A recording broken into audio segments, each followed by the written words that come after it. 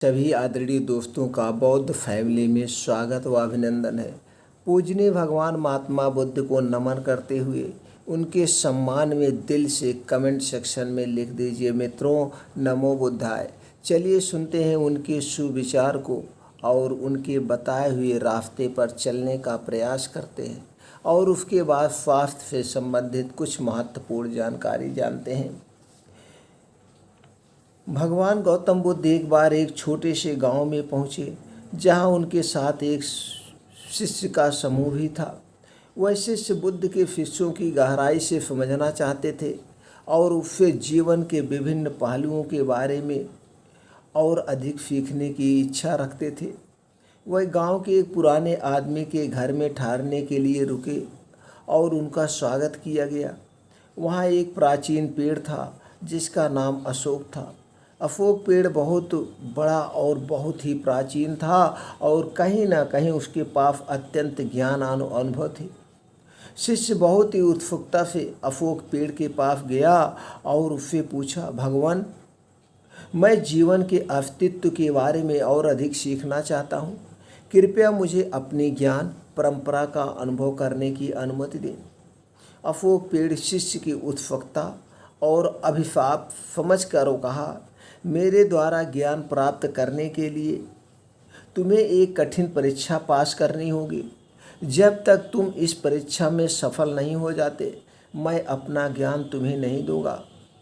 शिष्य थोड़ी देर सोचने के बाद राजी हो गया और परीक्षा करने के लिए तैयार हो गया।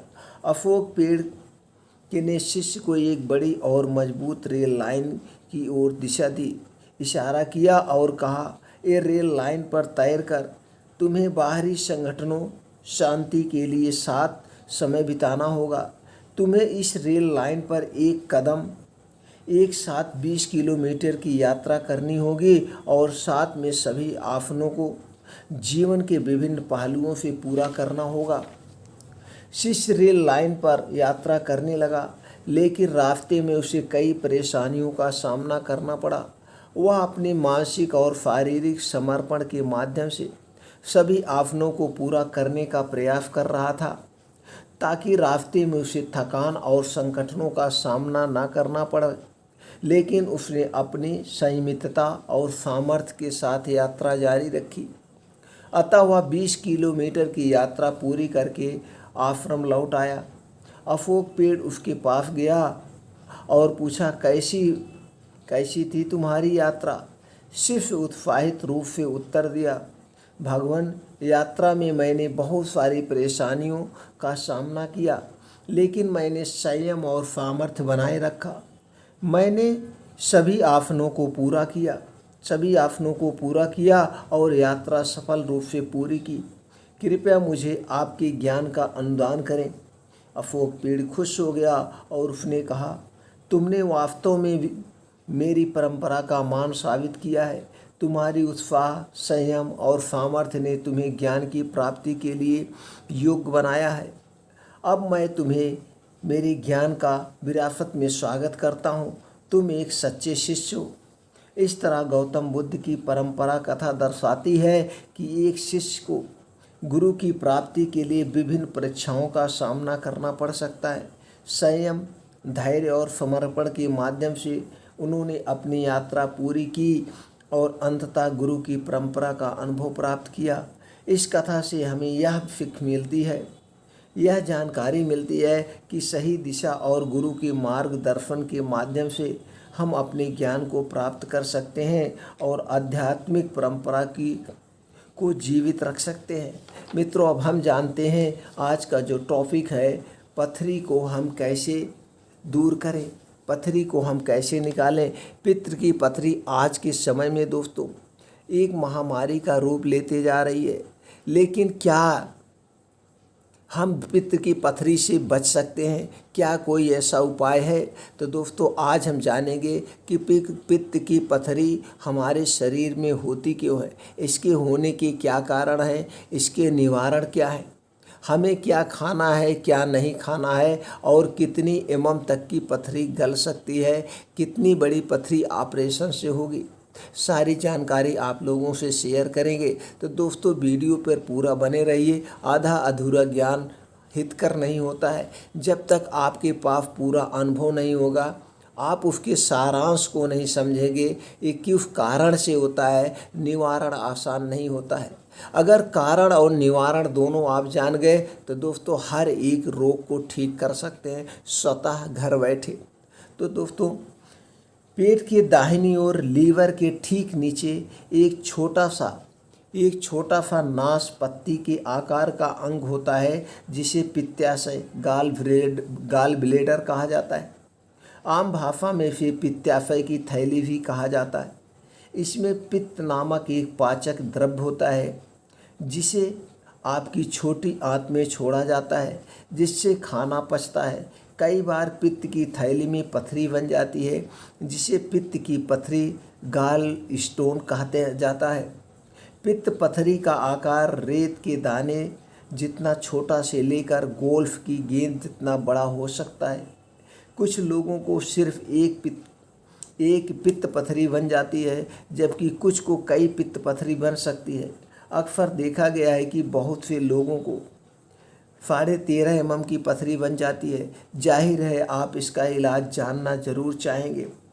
पित्ताशय की पथरी का आकार अलग अलग हो सकता है और आकार के हिसाब से उपचार तय नहीं होता है। 1 सेंटीमीटर यानी 10 mm से बड़ी पथरी को घोलने या उपचार के जरिए खत्म किया जा सकता है। तो दोस्तों ये देखना पड़ेगा कि आपके अंदर पथरी कितनी बड़ी है। और सबसे पहले अब हम जान लेते हैं इसके क्या लक्षण हैं।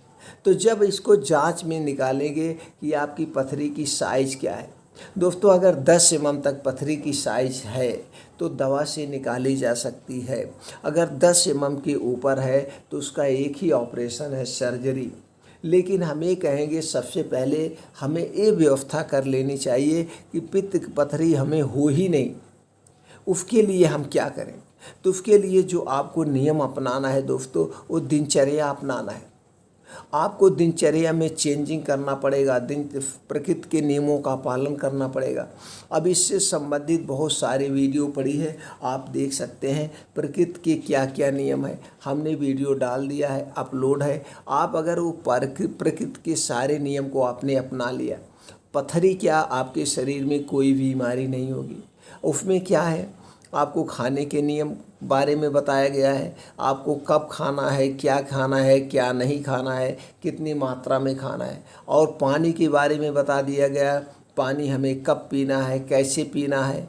तो दोस्तों आपको ये जानना बहुत ज़रूरी है।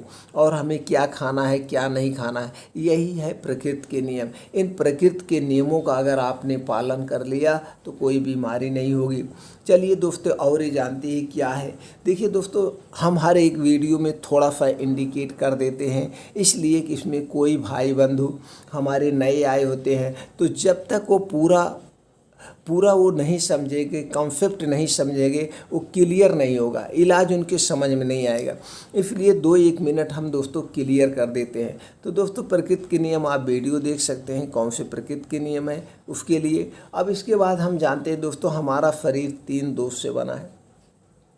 हमारा शरीर 3 दोष से बना है, वात दोष, पित्त दोष और कफ दोष। अगर आपका वात दोष गड़बड़ हो गया तो शरीर में 80% बीमारियां वात दोष से होती है। और पित्त दोष अगर गड़बड़ हो गया तो दोस्तों 15% बीमारी आपके पित्त दोष से होती है। और 5% बीमारियां आपके कफ दोष से होती है, जो कि रात के खाने में होता है। अगर आप रात के खाने में कोई ठंडी वस्तु लेते हैं तो आपको कफ से संबंधित जितनी बीमारियां होती हैं वो सारी बीमारियां होंगी। और आपका दोपहर के खाने से होता है दोस्तों पित्त दोष। पित्त दोष में आप अजवाइन ज़रूर शामिल करिए।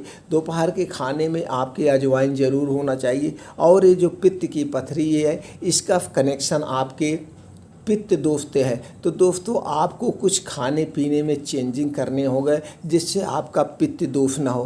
तो दोस्तों जब आपके खाने पीने में गड़बड़ी होती है तो आपके पेट में पित्त बनता है, एसिडिटी बनता है, तो कब्ज बदहजमी होगी, आपको तरह तरह की बीमारियां होगी।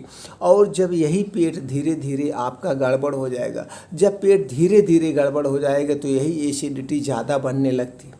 और जब ज़्यादा मात्रा में बनने लगती तो शरीर के आपके सारे अंग अंदर के आर्गन डिस्टर्ब हो जाते हैं। पैनक्रियाज काम करना बंद कर देता है, आपका लीवर काम करना बंद कर देता है। और जब लीवर में आपकी स्टोमच में बहुत ज़्यादा एसिडिटी बनने लगती है तो वही एसिडिटी आपके रक्त में चली जाती है। और जब रक्त में एसिडिटी बनने लगती है तो आपको क्या होता है, तरह तरह की बीमारियाँ होगी, हार्ट अटैक होगा, शुगर होगा, ब्लड प्रेशर होगा, तमाम तरह तरह की बीमारियाँ होगी। तो दोस्तों आपको क्या करना है, बाहर की कोई चीज़ मत खाइए। अगर आपको पित्त रोग से बचना है, आपको अपने लीवर को सेफ रखना है, तो ना तो आप तेल खाना है ना तो डालडा खाना है, तेल में रिफाइन नहीं खाना है, यानी बाहर की कोई चीज़ मत खाइए। चाहे जिसका तेल आप यूज करिए खुद तेल निकलवाइए मशीन से, वही तेल आप खाइए। डालडा बिल्कुल मत लीजिएगा। चीनी आपको छोड़ देना है, चीनी में कुछ नहीं होता, सिर्फ और सिर्फ आपको बीमारी देती है। आप चीनी के स्थान पे दोस्तों गुड़ खाइए, धागे वाली मिश्री खाइए। आपको मैदा बिल्कुल नहीं खाना है, मैदा से बनी जितनी भी चीज़ें होती हैं उससे नहीं खाना है। आपको मिठाई त्याग देना है, कोई भी मिठाई आपको नहीं खाना है, गुड़ आप सिर्फ खा सकते हैं। पैकेट बंद कोई चीज़ आपको नहीं खाना है। इन चीज़ों का आपको परहेज करना पड़ेगा। और आपको क्या अपनाना पड़ेगा दोस्तों, आप अपने खाने में अपनाइए हरी साग सब्जियाँ अपनाइए, सीजनली वाली फल अपनाइए, फाइबर युक्त खाना खाना है आपको, फाइबर जिसमें सबसे ज़्यादा फाइबर पाया जाता है। आप इसबगोल की भूसी खा सकते हैं, फाइबर जैसे गाजर आप खा सकते हैं, जो फाइबर वाले सेब आप खाइए।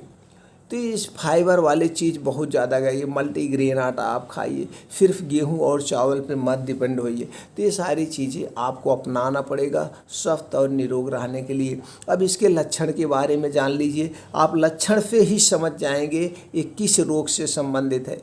तो दोस्तों जैसे इसमें क्या होगा, आपको बदहजमी आएगी, खट्टी ढकारे आएगी, आपका पेट फूलेगा, एसिडिटी बनेगी, आपको पेट में भारीपन सा रहता है, उल्टी मालूम देगी, और पसीना आना, आँखों का पीलापन, चक्कर आना, तमाम तरह तरह की बीमारियां होगी।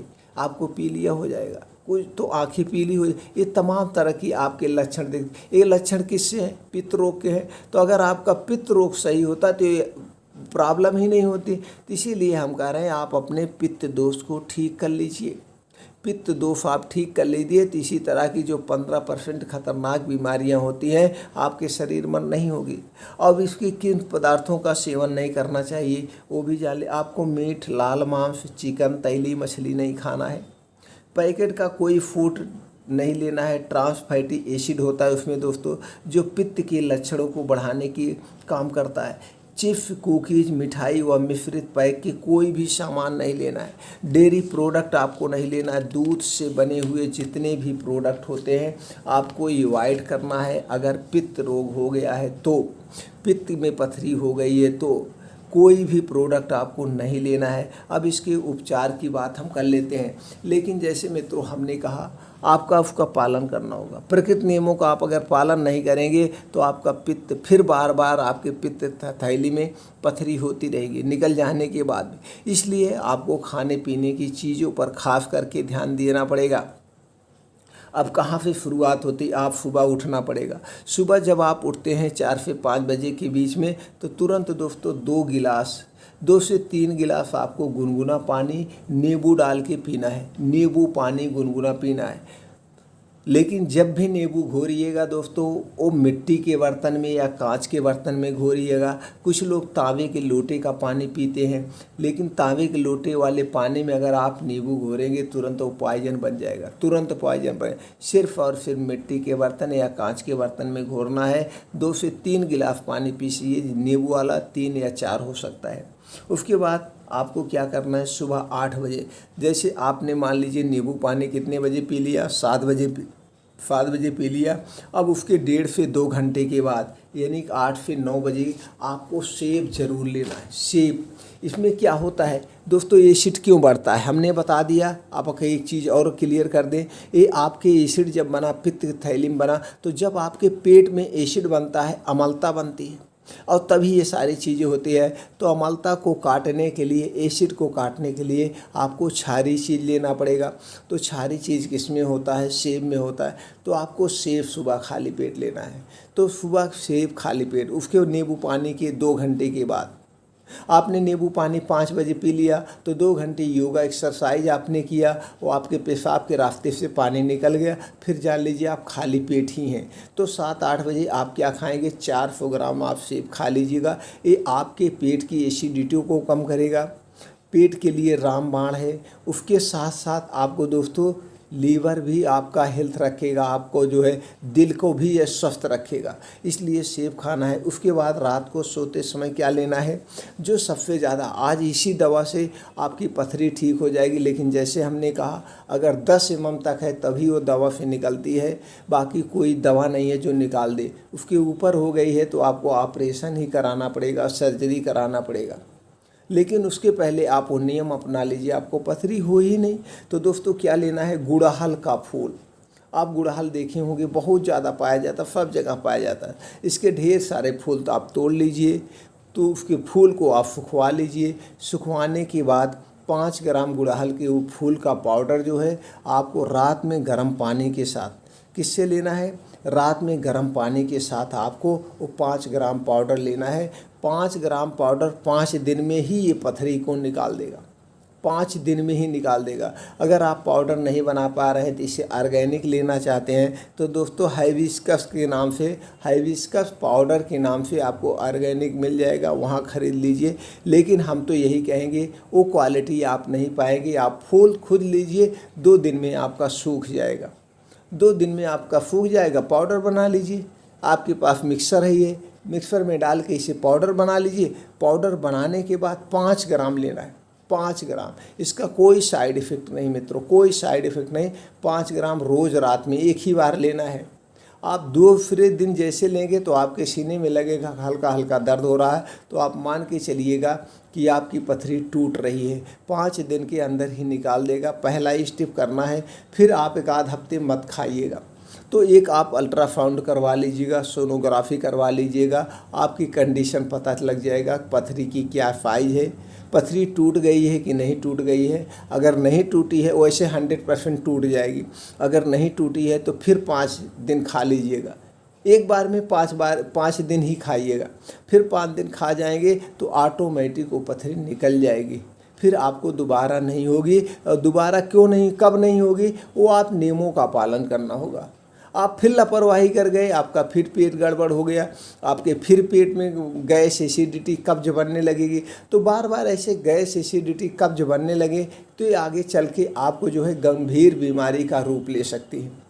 तो दोस्तों इसलिए आपको संभल के रहना है। और दोस्तों जब ये पथरी आपकी गल जाए, जब पथरी गल जाए और आप अपने लीवर को हेल्थी रखने के लिए तो रात में 1 गिलास दूध जरूर पीजिएगा, गाय का दूध, शुद्ध देसी गाय का, साहीवाल और इसका जो है जर्सी का नहीं लेना है। देसी गाय का दूध 1 गिलास में आप आधी चम्मच हल्दी डाल के रोज़ पीजिए। क्योंकि दोस्तों हल्दी में क्या पाया जाता है, केरकुमिन पाया जाता है जो कि कैंसर के सेल को मारता है। तो हल्दी वाला दूध आप ज़रूर पीजिए, आपको इम्यूनिटी स्ट्रांग रहेगा, आपको कभी कोई पेट से संबंधित समस्याएं नहीं आएगी। लेकिन आपको फिर हम रिपीट करेंगे, आपको पित्त रोग ठीक करना है, तभी आपकी पथरी जड़ से ठीक होगी।